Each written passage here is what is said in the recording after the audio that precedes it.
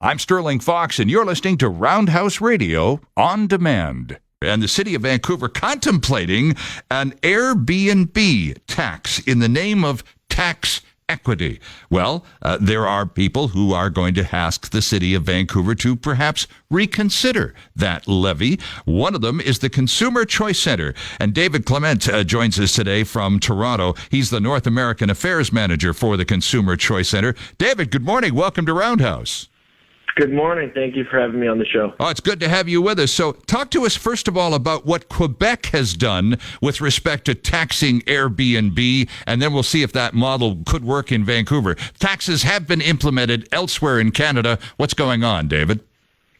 Yes, so the province has passed legislation that's essentially implementing a tourism tax on Airbnb rentals.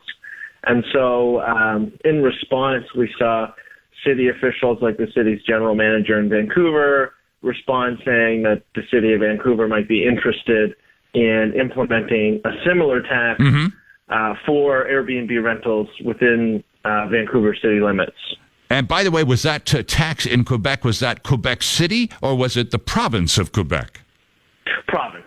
Okay. So now you're talking about cities responding favorably to this notion of a new tax. Is Vancouver alone on that list? I suspect not, David. No, there are other jurisdictions that have looked at this or thought about implementing some sort of tourism tax. And how they usually frame this is under the guise of tax equity. Right. And so for that, what that means is you have hotels that have to pay these tourism taxes and these other fees that get passed on to consumers. And Airbnb existed or has existed largely without paying those fees or taxes. And so you have city officials who want tax equity. They want short-term rentals to be treated fairly.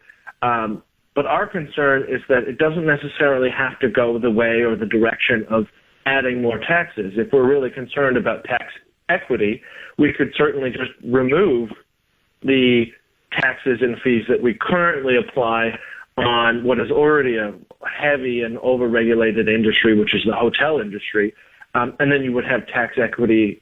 And so we're raising some questions in terms of the real reason or purpose behind some of these taxes. Sure. They're being labeled as equity measures, so to level the playing field. But from our perspective, they're just revenue-generating tools. They're ways for the city to try to cover the gap between overspending and things like that. And so we want to push back and say, wait a second, there is another way to get to tax equity, and that's simply by removing the taxes and fees that we already apply on something like the hotel industry. Exactly. Now, the city is going to counter with that, David, obviously, with, okay, but, you know, the hotel tax nets the city of Vancouver X number of dollars per year, and I imagine it's a pretty sweet number in terms of cash flow for municipal, for our budget. So if you want to level the playing field in favor of Airbnb and take those taxes away from hotels, so basically nobody pays that degree of tax,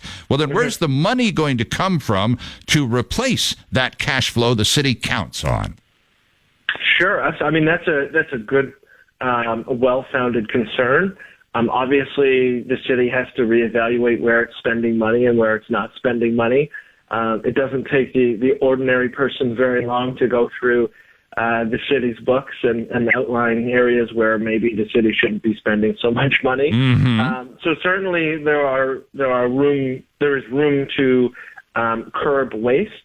Another thing that's important to understand here is that where that money goes. So when a tourist comes to the city of Vancouver and they pay these taxes that are ultimately passed on to them, the alternative to that is them not spending the money directly through government and maybe spending it through local business, like when they go out to dinner or they go to a local brewery in the city or anything along those lines. They go to a Canucks game, etc.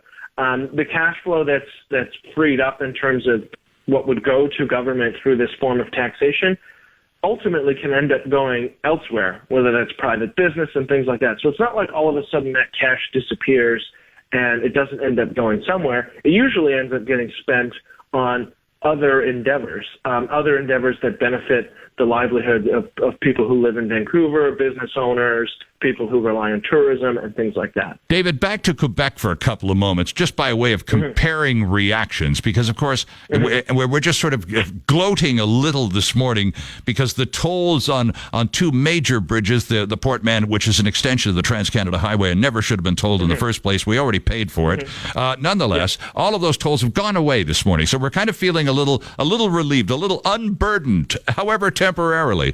And so now we're talking about an Airbnb tax, another tourism thing. How about back in Quebec when they introduced this? What sort of pushback was there, and how popular has this new Airbnb tax become already, or not?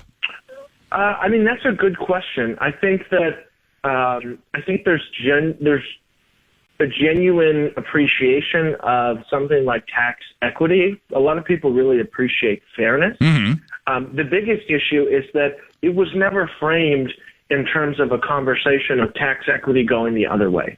And so I think that there may have been some positive sentiment in terms of the tax for the purpose of tax equity. But a lot of people are under the assumption that that was the only option for tax equity, which it certainly wasn't.